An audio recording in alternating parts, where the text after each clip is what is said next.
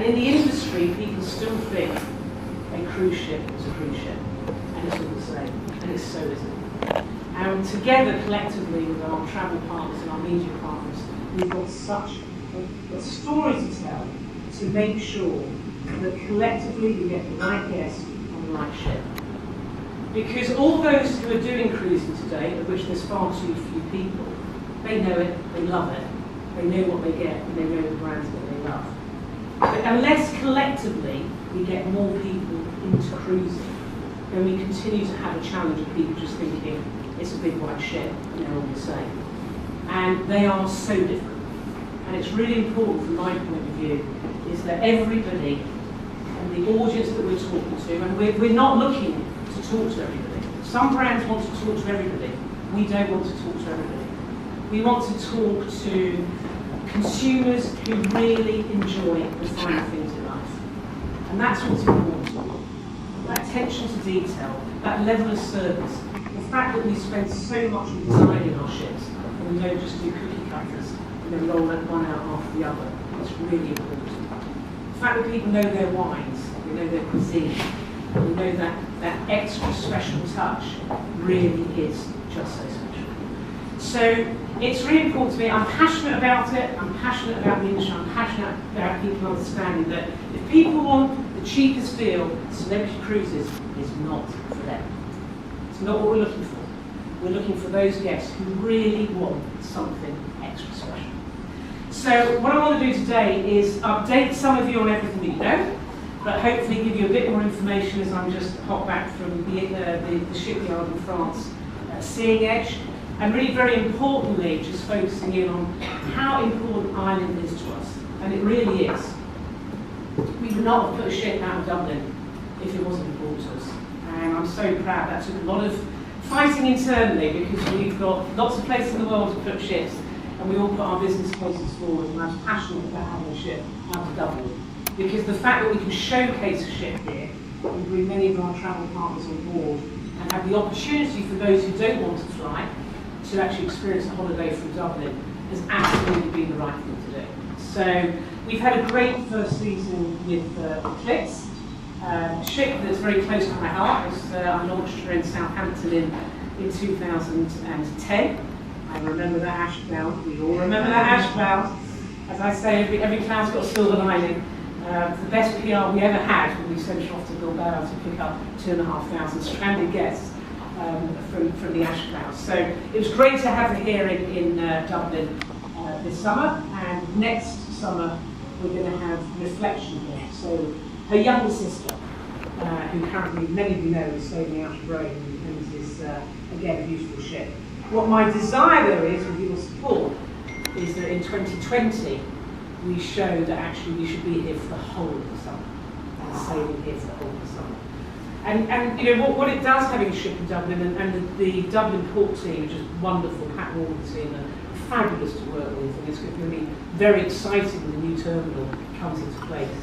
You probably know it's one of the most difficult ports to get into, and they reverse for about 6 miles, which is incredible.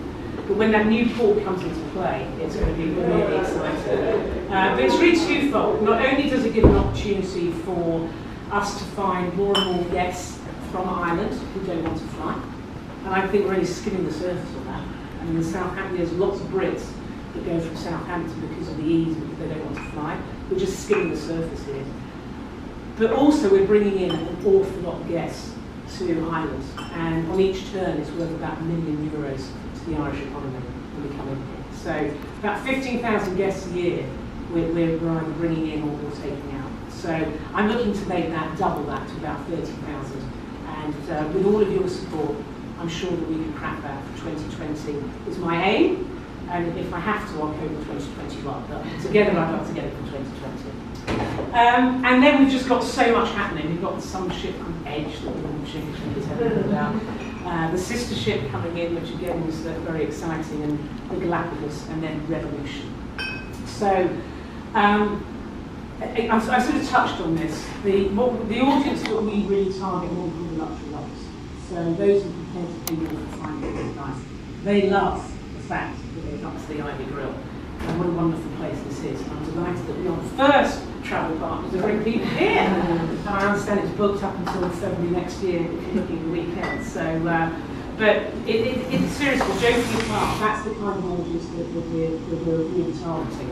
Very much focused on multi-generational more and more. I think you all know from a diversity and inclusion point of view, we're very proud and passionate about we are a cruise line for everybody, and everybody is welcome with us on board our ships. But of course, our primary focus really is I would probably say covers with celebrations. You know, celebrate celebrity. 15% of our guests are celebrating something, be it a birthday, be it an anniversary, be it graduation of the kids. There's a celebration going on. Lots of 40th birthday parties, girls together, leaving the guys at home, we find. Not perhaps saying anything that's wrong with that. Well, there is something wrong with that, but they're having a good time. We've been dedicated to the market now for a long time. Right from the go-getters Royal Caribbean Group, which has been with now for nearly 15 years. So, whilst Valerie is now here, it's fabulous to have Valerie. As you know, Lorraine Quinn is currently taking a sabbatical, family-wise, and she's still very close to our heart. We're still very much in touch with her. Michael is passionate about Ireland. Drew's been here. Mandy Burrow, that you know. Ruth is here. He looks after trailfinders across the UK and Ireland. I'm passionate about it. It's very strong. So whilst we haven't got the whole team here, it's a key market for us. And one of the things that we are launching next week, Michael, is Celebrity Central. And this is something that I think is really important for your travel partners, for you and your teams to know, is that this has been a significant investment in a one-stop shop. So currently we know that we make it quite complex by the number of systems that you need to access, be it to do bookings, be it to do celebrity rewards, be it to get information on us, campaigns, imagery, etc. Everything now is going to be in one place called Celebrity Central. It's highly intuitive, it's absolutely web focused. We've had a travel advisory panel working with us on it, and we're launching it literally next week. So in one place, with one ID check-in, all of your team can access everything. And the colour coding will be the colour coding that we operate in every piece of information that we actually push out to you. So we're very excited about that. It's been about a year in the making, and we really think that this is going to be make it so much easier to do business with us, and that's what's really important to us. So Edge, she set sail on December the 9th for her first maiden voyage. 34 days actually taking 34 days. And by taking delivery, that means is when Richard Fane goes around the shipyard with the owner of the shipyard in France and decides whether to write the final check or not. That's what happens for 34 days. And they head into big penalty clauses if that hasn't been achieved. So really excited. The clock is ticking. This is literally photos from 2 weeks ago. This is the after the ship, really. I now know my after my fore. I didn't know when I started this industry, but I do now. That's the Eden, so 3 stories there of Eden.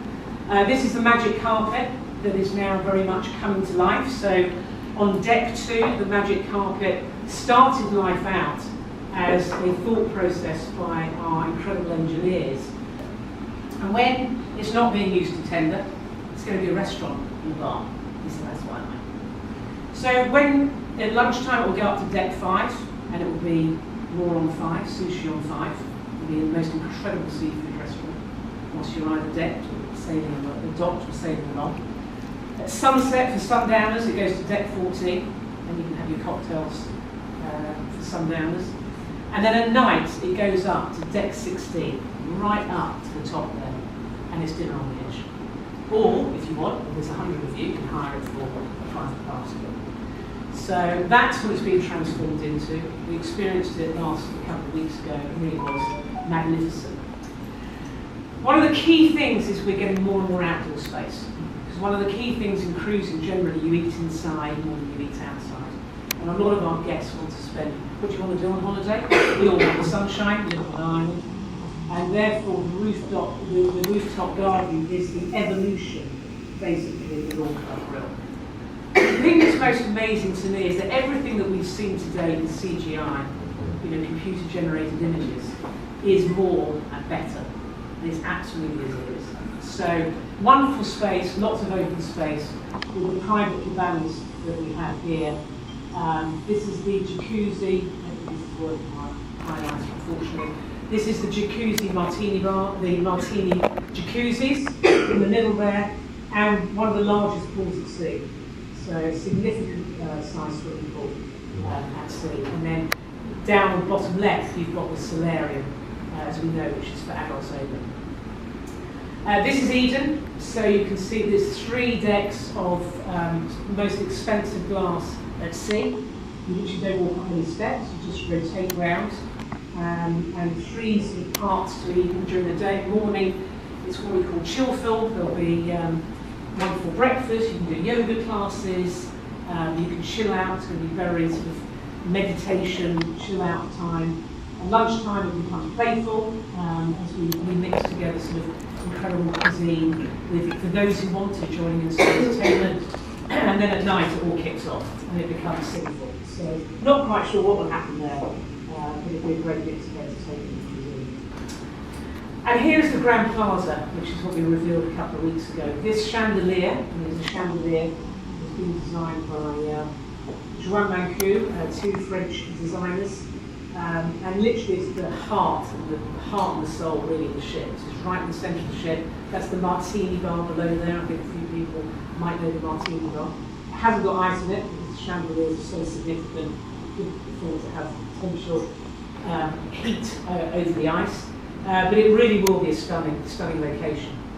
The new theatre, so as we say, we haven't just taken back the curtain. We've thrown the curtain away. We have no curtain. The screens that you see at the back there are going to be all digital screens.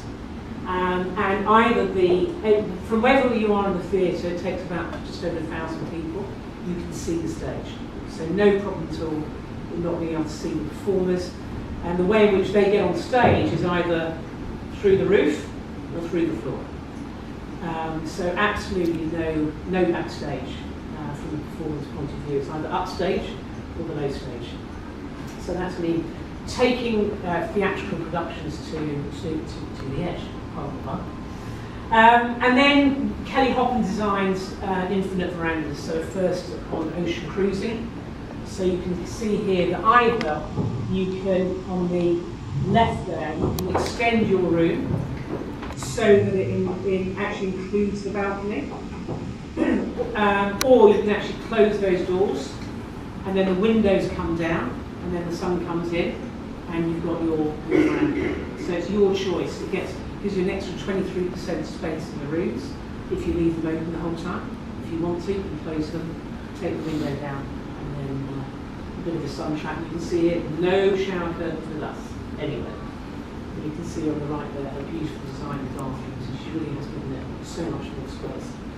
These are the launches that I was talking about. That's Tom Wright, who designed the version of Up, who's together with Kelly Hoppen. He's designed the magic carpet, he's designed the rooftop garden. He's one of the top architects in the world. These are now our launches. So once the guests go onto the magic carpet, they go straight onto these launches. Again, wheelchair accessible, which is phenomenal for this. And some of the guests last week, someone said to us, "My God, this beats some of the ships that are potentially at sea." So it's the life jackets are built within the chairs. And this is the thing that Richard Flame will talk to you about for hours. He's so impressed with his new launches. And what's really important to us is that we work together with you and making sure that you've got everything that you need in order to help us get that message out there that Celebrity Cruises is the cruise line for those who are prepared to pay more for the final day of life and love really being looked after and being literally rich. Thank you very much.